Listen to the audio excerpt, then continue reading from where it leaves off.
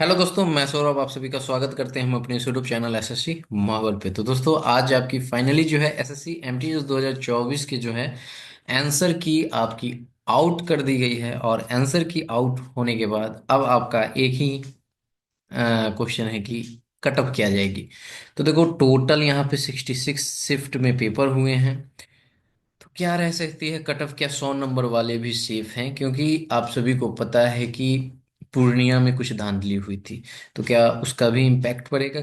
सारी चीजें इस वीडियो में बात करने वाले हैं। तो अगर इस चैनल पे पहली बार हो गए तो चैनल को जरूर सब्सक्राइब कर लेना, बेल नोटिफिकेशन ऑल पे रख लेना, जिससे कि आने वाली वीडियो का नोटिफिकेशन सबसे पहले आपके पास पहुंचे। और अगर आप हमारे टेलीग्राम से नहीं जुड़े हैं तो लिंक आपको डिस्क्रिप्शन में है, जुड़ जाना। तो चलो सेशन को स्टार्ट करते हैं।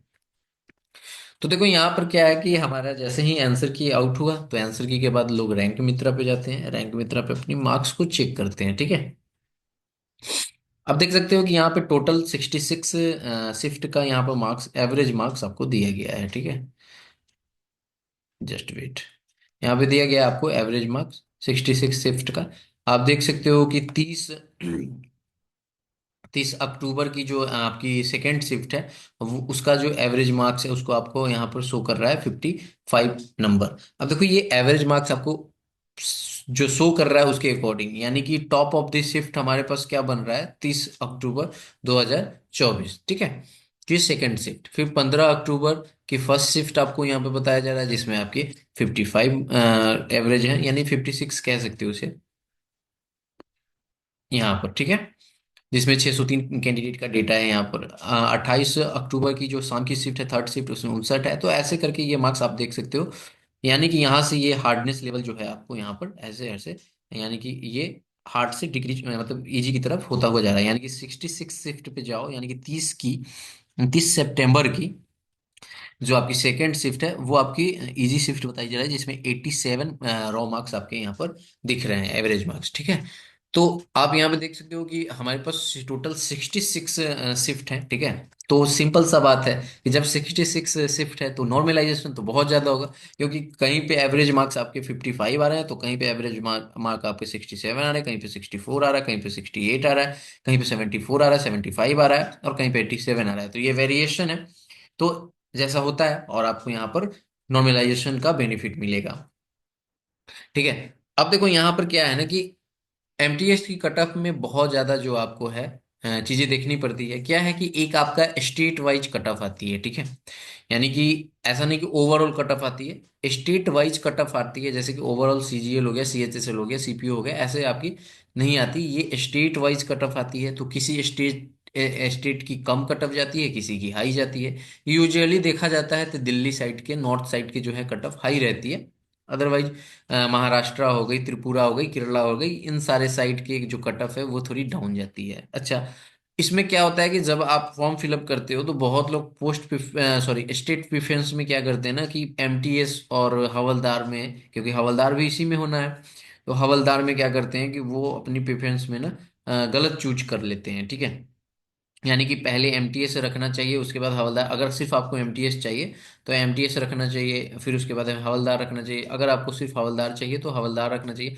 ऐसा होता क्या है कि अगर आपने फॉर एग्जांपल कि आपको एमटीएस ही चाहिए, बट आपने क्या किया कि शुरू से जो आपने टॉप के रखे ना, टॉप 5 में, यानी कि आपने जो जितने भी प्रेफरेंस रखे उसमें आपने क्या कहा कि आपके जो है मतलब शुरू में आपके जो टॉप 5 मैं कह रहा हूँ, टॉप 5 में आपने क्या किया कि हवलदार को रखा।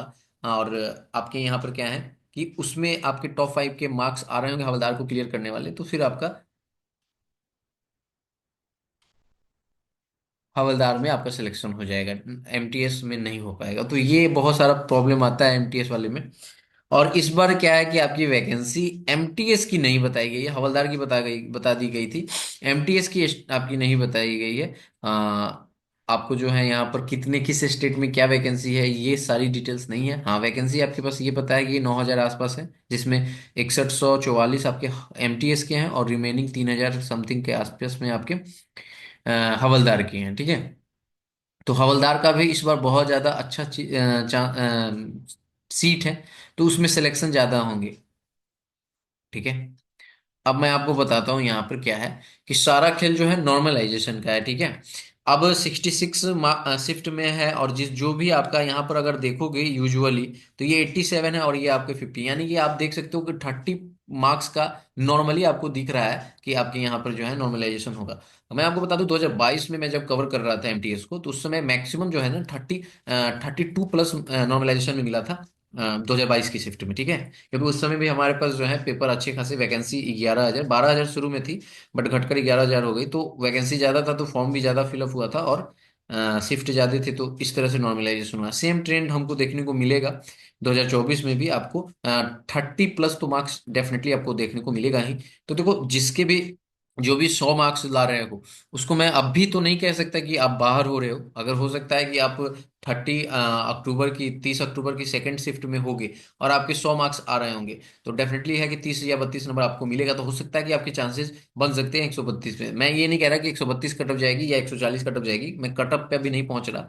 कट ऑफ के लिए जो है आपको अभी वेट करना पड़ेगा, क्योंकि रैंक मित्रा के पास डेटा आ जाने दीजिए, और एक बार प्रॉपर डेटा मिल जाएगा तो एनालाइज करने में बनेगा, ताकि आपको भी एक सटीक अनुमान मिले। हाँ, मैं आपको कोशिश आपको मैं वीडियो जो दूंगा वो डिले होगा। क्यों डिले होगा? क्योंकि मैं आपको बता दूं कि इसमें मैं आपको बताऊंगा, मैं शिफ्ट वाइज स्टेट वाइज नहीं बताऊंगा। बस मैं शिफ्ट वाइज आपको ये बताने की कोशिश करूंगा, शिफ्ट वाइज और कैटेगोरीज वाइज, कि आप कितने मार्क्स पे सेफ हो सकते हो, ठीक है। मतलब गंदे से गंदे कंडीशन में अगर उतने मार्क्स सिक्योर कर रहे हो तो डेफिनेटली आपके सिलेक्शन हो जाएंगे, ठीक है। तो इस बार जो है आपके हवलदार में रेशियो चेंज कर दी गई है। तो हवलदार की पहली रिजल्ट आएगी, उसके बाद में उसका पीटी पीएचटी होगा। फिर हवलदार के बाद आपके जो पीटी पीएचटी हो जाएंगे, उसके बाद में आपका जो है पीटी पीएचटी में जो सिलेक्ट हो जाएगा, उसके बाद में जो है आपको यहाँ पर एमटीएस की जो एक साथ रिजल्ट आएंगी। ओके। तो आपको अभी आपको थोड़ा सा वेट करना पड़ेगा कट ऑफ के लिए भी, हमारी कट ऑफ के लिए भी। क्या कट ऑफ जाती है क्या नहीं जाती है, ये पूरा एनालाइज करना पड़ेगा, तभी मैं आपको बता पाऊंगा।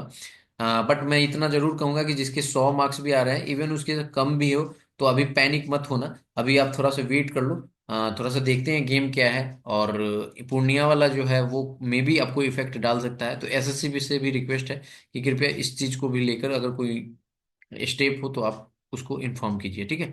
तो इस वीडियो में इतना ही। चैनल से जुड़े रहो। आपको टेलीग्राम से जुड़ जाना, मैं आपको अपडेट कर दूंगा कब मैं एनालाइज वीडियो करके ला रहा हूँ। तो डेटा का वेट है, डेटा जैसे ही आ जाएगा मैं आपको डेफिनेटली कट ऑफ दे दूंगा। और इस वीडियो के कमेंट में जरूर आप अपना जो है मार्क्स कमेंट करो, कैटेगरीज वाइज के साथ, शिफ्ट वाइज के साथ, ताकि मैं मुझे भी एक आइडिया लग पाए। तो मिलेंगे अगली वीडियो में। जय हिंद, जय भारत, सभी को ख्याल रखिएगा।